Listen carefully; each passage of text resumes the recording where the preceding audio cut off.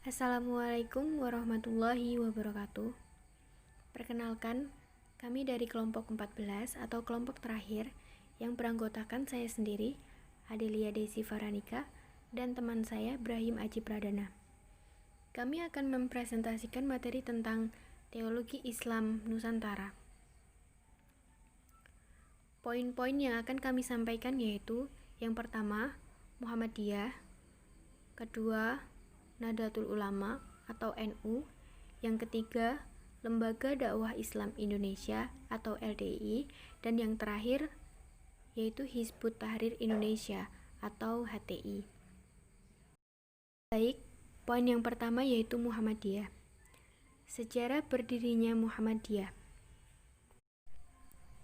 Muhammadiyah didirikan di Kampung Kauman Yogyakarta pada tanggal 8 Zulhijjah 1330 Hijriah atau 18 November 1912 oleh seorang yang bernama Muhammad Darwis, kemudian dikenal dengan Kiai Haji Ahmad Dahlan. Beliau adalah pegawai Kesultanan Keraton Yogyakarta sebagai seorang khatib dan sebagai pedagang. Melihat keadaan umat Islam pada waktu itu adalah keadaan jumud, beku, dan penuh dengan amalan-amalan yang bersifat mistik. Beliau tergerak hatinya untuk mengajak mereka kembali kepada ajaran Islam yang sebenarnya, yaitu berdasarkan Al-Quran dan hadis. Oleh karena itu, beliau memberikan pengertian keagamaan di rumahnya di tengah kesibukannya sebagai khatib dan para pedagang. Mula-mula, ajaran ini ditolak, namun berkat ketekunan dan kesabarannya, akhirnya mendapat sambutan dari keluarga dan teman dekatnya. Profesinya sebagai pedagang sangat mendukung ajakan beliau, sehingga dalam waktu singkat, ajakannya menyebar keluar Kampung Kauman, bahkan sampai keluar daerah dan keluar Pulau Jawa. Untuk mengorganisir kegiatan tersebut, maka didirikannya Persyarikatan Muhammadiyah, dan kini Muhammadiyah telah ada di seluruh pelosok tanah air. Selanjutnya yaitu bentuk-bentuk pemikiran Muhammadiyah.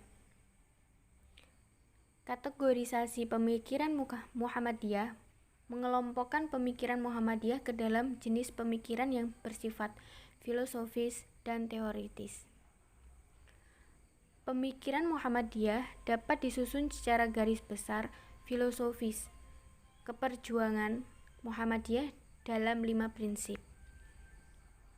Yang pertama yaitu tauhid, yang kedua ibadah, yang ketiga kemasyarakatan atau jamaah, yang keempat ittiba, yang kelima tajdid, dan keenam organisasi. Dengan tajdid dimaksudkan sebagai penempatan rasio atau akal atau ar-ra'yu sebagai alat dalam memahami dan merealisasikan ajaran Islam. Selanjutnya yaitu jenis pemikiran yang kedua, yang bersifat teoritis, mengandung beberapa prinsip, strategi, dan teori keperjuangan Muhammadiyah melalui gerakan dakwah dan tajdid. Pemikiran ini disebut teoritis dan strategis karena merupakan teoritisasi norma yang tercantum dalam pemikiran jenis pertama dengan realitas hidup objektif. Yang selanjutnya yaitu tujuan dan visi misi pendirian Muhammadiyah. Misi utama yang dibawa oleh Muhammadiyah adalah pembaharuan atau tajdid atau pemahaman agama. Adapun yang dimaksud dengan pembaharuan oleh Muhammadiyah ialah pembaharuan dalam arti mengembalikan keasliannya, kemurniannya, dan pembaharuan dalam arti modernisasi. Sekarang ini usaha pembaharuan Muhammadiyah secara singkat dapat dibagi ke dalam 3 bidang, yaitu bidang keagamaan, bidang pendidikan, dan bidang kemasyarakatan. Bidang keagamaan ialah memurnikan kembali dan mengembalikan kepada keasliannya, yaitu sebagaimana diperintahkan oleh Allah Subhanahu wa taala dalam Al-Qur'an dan dituntunkan oleh Nabi Muhammad SAW lewat sunnah-sunnahnya. Pada bidang pendidikan, bagi Muhammadiyah, pendidikan mempunyai arti penting, karena melalui bidang inilah pemahaman tentang Islam dapat diwariskan dan ditanamkan dari generasi ke generasi. Bidang kemasyarakatan. Di bidang sosial atau kemasyarakatan, usaha yang dirintis oleh Muhammadiyah yaitu didirikannya rumah sakit, poliklinik, rumah yatim piatu, yang dikelola melalui lembaga-lembaga dan bukan secara individual sebagaimana dilakukan orang pada umumnya. Poin yang kedua yaitu tentang Nahdlatul Ulama atau NU. Sejarah berdirinya Nahdlatul Ulama atau NU yaitu didirikan pada 16 Rajab 1344 Hijriah atau 31 Januari 1926 Masehi. Nahdlatul Ulama artinya kebangkitan ulama. Didirikan di Surabaya sebagai reaksi terhadap berdirinya gerakan reformasi dalam Islam di Indonesia dan mempertahankan salah satu mazhab 4 dalam masalah yang berhubungan dengan fikih. Dalam hal i'tiqad berpegang pada aliran Ahlus Sunnah wal Jamaah. Tokoh pendiri NU adalah Kiai Haji Wahab Hasbullah, Kiai Haji Bisri Syamsuri, Kiai Haji Maksum Lasem, dan sebagai ketua pertamanya adalah Kiai Haji Hashim Asy'ari. Bentuk-bentuk pemikiran NU yaitu sejak awal pendirian NU merupakan organisasi yang bermotif dan berlandaskan keagamaan yang spesifik dengan haluan Ahlus Sunnah wal Jamaah. Adapun prinsip-prinsip ajaran yang memberikan nuansa spesifik pada NU yaitu yang pertama, paham NU dalam bidang keagamaan. Yang kedua, paham NU dalam bidang kemasyarakatan. Dan yang ketiga yaitu pola pikir NU. Pikiran Nahdlatul Ulama dalam bidang keagamaan secara ringkas dapat dibagi dalam 3 bidang, yaitu bidang akidah, fikih, dan tasawuf. Dan faham NU dalam bidang kemasyarakatan, yaitu sikap NU dalam bidang kemasyarakatan diilhami dan didasari oleh sikap dan faham keagamaan yang dianut. Sikap kemasyarakatan NU bercirikan pada sifat tawasud dan i'tidal, tasamuh, tawazun, dan amar ma'ruf nahi mungkar. Sikap ini harus dimiliki oleh aktivis NU maupun segenap warga dalam berorganisasi dan bermasyarakat. Dan yang terakhir yaitu pola pikir NU. Dalam NU dikenal sumber hukum Islam itu ada 4, yaitu Al-Quran, As-Sunnah, Al-Ijma', dan Qiyas. Tujuan dan visi misi pendirian NU yaitu Nahdlatul Ulama didirikan dengan tujuan untuk memelihara, melestarikan, mengembangkan, dan mengamalkan ajaran Islam yang berhaluan Ahlus Sunnah wal Jamaah dan menganut salah satu mazhab 4, serta untuk mempersatukan langkah para ulama dan para pengikut-pengikutnya dalam melakukan kegiatan yang bertujuan untuk menciptakan kemaslahatan masyarakat, kemajuan bangsa, dan ketinggian harkat dan martabat manusia. NU dengan demikian merupakan gerakan agama yang bertujuan untuk ikut membangun dan mengembangkan insan dan masyarakat yang bertakwa kepada Allah Subhanahu wa Ta'ala, cerdas, terampil, berakhlak mulia, tentram, adil, dan sejahtera. NU didirikan sebagai Jam'iyah Diniyah atau organisasi keagamaan kemasyarakatan.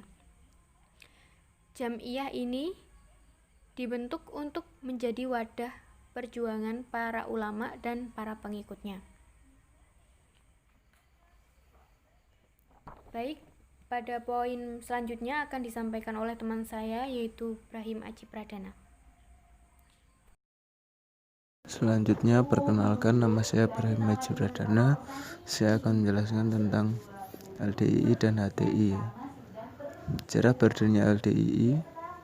LDI adalah nama baru dari sebuah aliran di Indonesia yang selama ini sering berganti nama karena sering dilarang oleh pemerintah. Karena ajarannya meresahkan masyarakat Jawa Timur, maka Darul Hadis dilarang oleh Pakem, pengawas kepercayaan masyarakat. Setelah dilarang, Darul Hadis berganti nama dengan Islam Jamaah. Lembaga dakwah Islam Indonesia didirikan di Surabaya pada tanggal 3 Januari 1972 setelah mengalami perubahan nama dari Lembaga Karyawan Dakwah Indonesia atau LEKARI, namun dengan nama organisasi Karatindo Indonesia. Langkah itu merupakan realisasi keputusan musyawarah besar LEKARI di Jakarta 1990. LEKARI sendiri merupakan organisasi baru sebagai wadah kegiatan organisasi Islam Jamaah yang telah dibubarkan oleh Kejaksaan Agung pada tahun 1971. Tidak bisa dipungkiri bahwa LDII pada hakikatnya tetap sama dengan ajaran Islam Jamaah yang didirikan oleh Nur Hasan Al-Baidah. Perkembangan pemikiran LDII. Seiring dengan berjalannya waktu, lambat laun pemikiran LDII sedikit demi sedikit berubah. Hal ini bisa dilihat dari berbagai aspek, yaitu LDII tak lagi menutup diri. Seperti yang termuat dalam surat kabar Bandung, Galamedia menyatakan bahwa keberadaan Lembaga Dakwah Indonesia atau LDII sebagai satu ormas Islam kini tidak lagi menjadi ormas eksklusif. LDII telah membuka diri kepada siapapun yang ingin menyampaikan dakwah. Demikian yang disampaikan Ketua Dewan Pimpinan Daerah LDII atau LDII Jawa Barat M. Bahrudin. Bentuk-bentuk pemikiran LDII. 1. Orang Islam di luar kelompok mereka adalah kafir atau najis, termasuk kedua orang tua sekalipun. Nomor 2. Kalau ada orang di luar kelompok mereka melakukan salat di masjid mereka, maka bekas tempat salatnya dicuci karena dianggap sudah terkena najis. Nomor 3. Wajib taat kepada amir atau imam. Nomor 4. Mati dalam keadaan keadilan, belum dibaiat kepada amir atau imam LDII maka akan mati jahiliyah. Nomor 5. Al-Quran dan hadis boleh diterima adalah yang manahul atau yang keluar dari mulut imam atau amir mereka. Haram mengaji Al-Quran dan hafiz kecuali imam atau amir mereka. Nomor 7. Dosa bisa ditebus kepada amir atau imam dan besarnya bergeser tergantung besar kecilnya dosa yang diperbuat, sedangkan yang menentukannya adalah imam atau amir. Selanjutnya itu sejarah berdirinya HTI. Transmisi Hizbut Tahrir sebagai gerakan Indonesia terjadi pertama kali tahun 1982 sampai 1983 melalui Mustafa dan Abdurrahman Al-Baghdadi.